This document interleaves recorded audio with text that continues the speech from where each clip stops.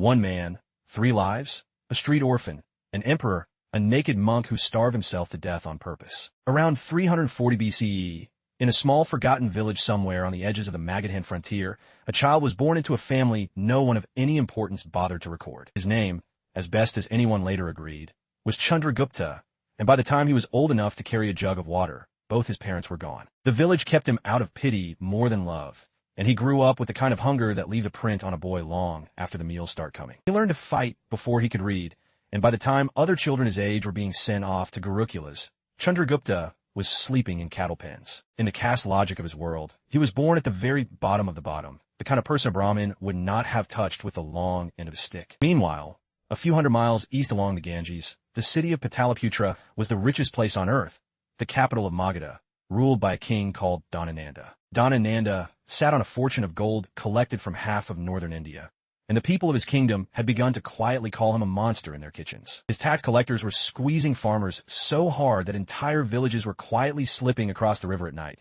to find a different king to be poor under. Even in the marketplace, you could hear a man mutter, just loud enough, that someone ought to do something about the Nandas, and the crowd would go suddenly very quiet. Nanda had spent a fortune preparing to fight a war that never came, and he wanted every grain in the kingdom to pay him back for it. The army he built was enormous.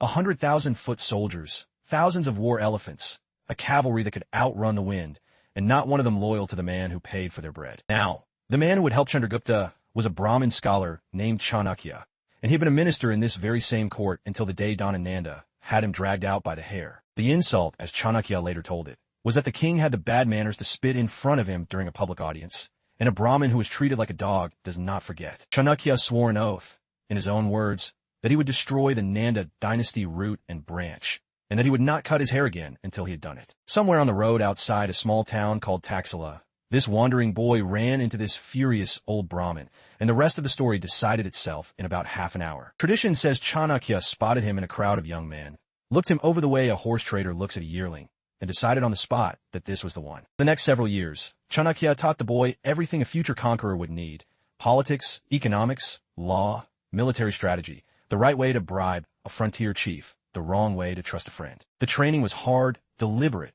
and full of humiliation, because Chanakya was not trying to make the boy comfortable, he was trying to make him dangerous. There was no mentor like this anywhere else in the world at this moment, and no student who needed him more. The first attempt to raise a rebellion was a quiet disaster, and Chanakya was lucky to crawl out of the Magadhan border with a small bag of coins and a long list of people who now wanted him dead. In exile, the two of them sat up many nights on a low fire, going over a plan that would either end with a crown or end with both their heads on a pike outside Pataliputra. Chanakya began stitching together an unlikely alliance: tribal chiefs who had been squeezed by the Nandas, mountain men who liked their independence, and a few well-placed bribes in the right Magadhan border towns. He did not charm anyone. He just counted out exactly how much gold it would cost to make a man change his mind, and he paid it. By some accounts, the war chest Chanakya quietly assembled was worth close to 5 million gold coins, an almost obscene sum for a rebellion nobody had heard of yet. With the gold, Chandragupta began to recruit openly, drawing in ex-soldiers, unemployed mercenaries, and a small corps of young men who simply believed in him. He was not yet 20,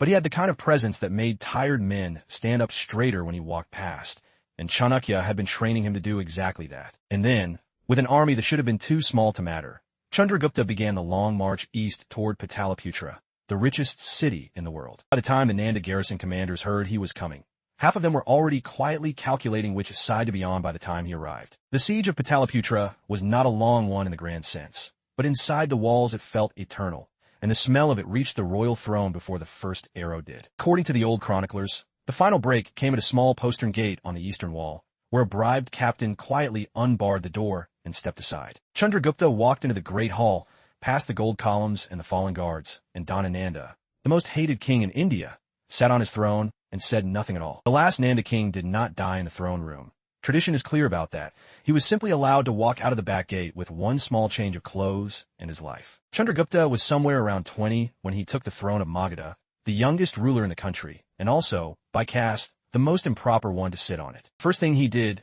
the very next morning, was install Chanakya as his chief minister, which was the only appointment in the new regime that did not produce a single grumble in the ranks. The two of them sat down almost immediately to write a long, exact, ruthlessly practical manual for running a kingdom, and that scroll would eventually be known as the Arthashastra. It is one of the oldest treatises on statecraft that survives anywhere in the world, and it is, frankly, a chilling read for anyone who thinks kingship is about being nice. Chanakya reorganized the tax system, set fixed rates, watched the roads, cracked down on banditry. And within a year, the merchants of Pataliputra were calling the new king the cleanest pair of hands they had ever seen on a scepter. The Arthashastra also laid out one of the earliest organized intelligence networks in history, with paid informants in every town, a system of coded messages, and a frankly terrifying chief of spies whose name we no longer have. Chandragupta did not have long to enjoy his new throne, because to the west of him, on the other side of the Indus, an entirely different kind of empire was breathing down the passes. Alexander of Macedon had already pushed his army across the Indus, fought his way through the four great armies of the Punjab, and was standing at the edge of the Magadha jungle when his men finally refused to march one more step. At the river Hyphasis in 326 BCE, Alexander's exhausted army simply sat down and refused to move, and the conqueror of the known world turned back in humiliation. His men were sick, his officers were mutinous, and the monsoon was about to break. So he turned south toward the coast, made a disastrous march through the Gadrosian desert, and then sailed home to Babylon, where he died a year later at 32. The Greek garrisons he left behind in the Indus Valley were now stranded and jumpy, and the moment they heard that a new power had taken Pataliputra, they started to look over their shoulders. Back in Babylon, Alexander's old general Seleucus, who had taken the eastern half of the empire for himself, started eyeing those same Indus garrisons, and he decided to do what Alexander had not been allowed to finish. Around 305 BCE, Seleucus crossed the Indus with a substantial Macedonian army, expecting the same soft pickings his old boss had found 6 years earlier. What he found instead was a new empire that had spent 5 years arming itself to the teeth. And Chandragupta met him in the open field with an army that outnumbered his roughly 5-1. The war elephants alone were enough to make the Macedonian horses lose their minds. And after several hard-fought, miserable engagements, Seleucus accepted that he was not going to win this one on the field. What followed was not a surrender. It was a negotiation, and the terms Seleucus agreed to were, in the cold light of history, almost embarrassing for him. In return for peace, Seleucus handed over 500 war elephants, ceded vast stretches of territory across Afghanistan and eastern Iran, and agreed to a marriage between his own daughter and the Indian king. It was, by any honest measure, a greater diplomatic win than Alexander had ever managed in this part of the world, and Chandragupta had not even needed to chase him. By the end of it, Chandragupta ruled an empire that stretched from what is now eastern Iran all the way across to the Bay of Bengal, and was almost certainly larger than anything Alexander had ever put on a single map. Larger, in land area, than the empire that Alexander had bled to assemble and run by a man who had been eating scraps in a cattle pen not 10 years before. Foreign envoys from a dozen kingdoms now made the long trip east to Pataliputra, and most of them, the Greek sources admit, were surprised to find the court orderly, the king alert,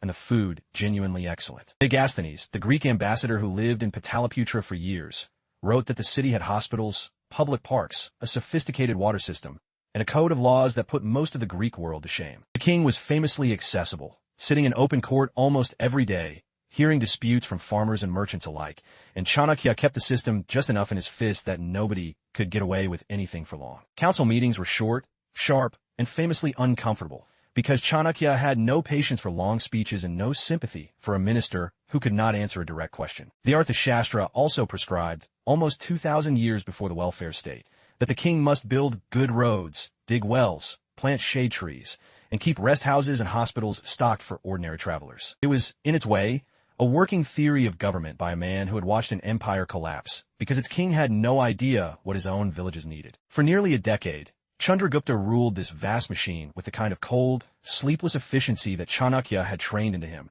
and by the time he was in his early 30s, the empire was as stable as any in the ancient world. And then, somewhere in his early 30s, the man who had built this empire began to look very carefully, very quietly, in a different direction entirely. A wandering Jain monk named Bhadrabahu arrived in the kingdom around this time, and the meeting between the most powerful man in India and this naked, near-silent ascetic is one of the strangest encounters in the history of power. Bhadrabahu is said to have asked him, with the cheerful bluntness of a man who had not eaten properly in years, what all this empire was actually doing for his soul. Chandragupta did not give a quick answer, and from the chronicler's accounts, he spent many quiet nights thinking about the question. Jainism at this time was already a hard, demanding path. No violence to any living thing, no lying, no stealing, no attachment, and a total refusal to harm even the smallest insect on the road. For Chandragupta, who had spent 10 years making war, taxing, spying, and occasionally ordering executions, The gulf between the life he was living and the life the monk was describing was not philosophical. It was personal. And so, in roughly 298 BCE, after ruling for about 24 years, Chandragupta Maurya did the most unexpected thing a conqueror in the ancient world could possibly do. He abdicated the throne of the largest empire in India and handed the entire thing over to his son Bindusara. He called his son into the private chamber, placed the crown in his hands, and told him, more or less, that the throne had been a job and the job was over. It is, by every account we have, the only voluntary abdication by a great conqueror in the entire history of South Asia. And Chanakya, who had built the empire, watched it happen in silence. Bindusara was crowned king of the Mauryan Empire that same week, and by all accounts he took to the role with a steady hand, the way a good son does when he has been quietly prepared for it since he was small. Chandragupta, in plain monk's robe now, shaved clean, with nothing but a begging bowl and a soft broom, walked out of the palace gates and turned south, following Bhadrabahu into a long pilgrimage through the Deccan. The pilgrimage was not a retirement. It was a deliberate, months-long retreat from every luxury, every contact, every piece of the old life, and it was done under Bhadrabahu's strict guidance. Eventually, in a small cave at the southern tip of India, near a place the Jain tradition calls Shravanabelagola, Chandragupta took a final, very specific vow called Sallekhana. Sallekhana is the Jain practice of voluntarily reducing food and water until the body gives out. Not as suicide, the tradition insists, but as a final act of letting go. He sat in meditation, and he gradually let the food and the water go. And over days, the body of the man who had ruled half of India grew quieter and still. Around 298 BCE, on a small hill in southern Karnataka, the man who had been Chandragupta Maurya let out his last breath, and the room, by all accounts, was completely silent. Bhadrabahu, the monk who had walked with him through the south, was at his side, and the chroniclers record that he performed the final rites in the proper Jain manner. To this day, in the town of Shravanabelagola, there is a small Jain temple dedicated to a figure called Chandragupta Maurya, and the monks there still tell the story of an emperor who walked away from the world. His son Bindusara would go on to rule the empire for another 25 years, and Bindusara's son, in turn, would be the man you have almost certainly heard of, Ashoka the Great. It was Ashoka who would later scatter those famous stone edicts across the subcontinent, declare he would never wage war again, and turn the empire his grandfather had built into a school for the world. In the long catalog of powerful men in world history, there is no other figure who took a continent by force in his 20s and then walked away from it, naked, in his 30s by choice. What he left behind was not just an empire, it was a template, a way of thinking about kingship, welfare, espionage, and even at the end, the right way to lay a crown down. In the long Indian reckoning, the Mauryan Empire is still, by a wide margin, one of the 5 largest the subcontinent has ever produced, and the only one founded by a man who was born a beggar. So the story of Chandragupta Maurya is not, finally, a story about a great conqueror. It is a story about what a man does with conqueror's hands when he decides they are the wrong hands to carry. Orphan, emperor, monk, and a man who chose, on purpose, to leave the world in a small cave in the south rather than on a throne in the north. It is the rarest kind of ending a powerful man can give himself. And for that reason, more than any of his wars, it is the part of his life that still gets talked about. If you ever find yourself in Pataliputra, modern-day Patna, walking the banks of the Ganges, the most powerful man who ever ruled that city is not, technically, buried there. He is, by the most consistent tradition, on a small hill in Karnataka with a broom in his hand and a very large silence around him. A life that began in a cattle pen and ended in a cave. And that is the thing about Chandragupta Maurya. His story does not end the way anyone trained to be a king is supposed to end. It ends with a man who had been told, all his life, that he was nobody, taking the most powerful chair in the world, sitting in it just long enough to prove it was real, and then standing up to walk away from it. And the strange thing is, in Indian memory, that is the part that is loved, not the conquests. Pilgrims still walk the small hill at Shravanabelagola, in the slow silence of an old tradition, and they remember a king who became a monk and chose his own ending. It is a hard story, and a quiet one, and it has very little in common with the swaggering conqueror stories that usually fill the history of this region, which is perhaps exactly why it has lasted. If you were Chandragupta Maurya, the orphan, the street boy, the kid with a wooden practice sword and a furious old teacher, the only thing anyone ever expected of you was a short life and a quiet grave. Instead, you took a continent, organized it, taxed it, fed it, and then you gave it all back, and you walked off into a quiet hill to die the way you had decided on your own terms. There are not many kings in history whose ending is the part of the story that everybody remembers,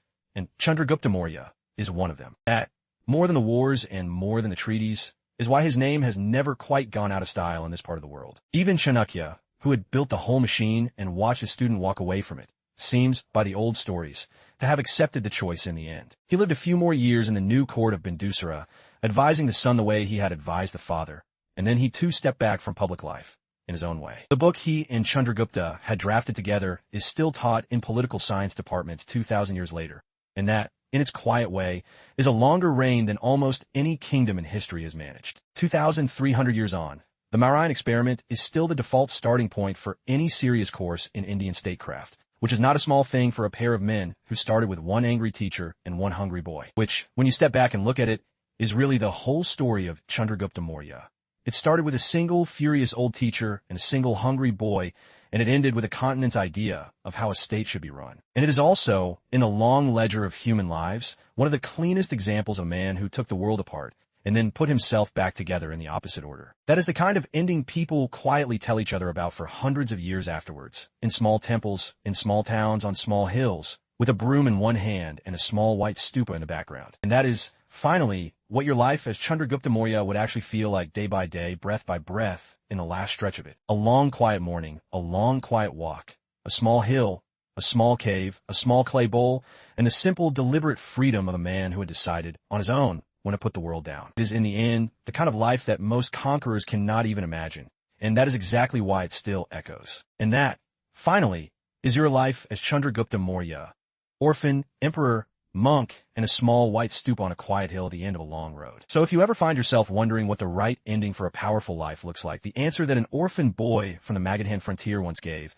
more than 2,000 years ago, is still, in its quiet way, the cleanest one in the book. And that is, finally, the last thing worth saying about Chandragupta Maurya.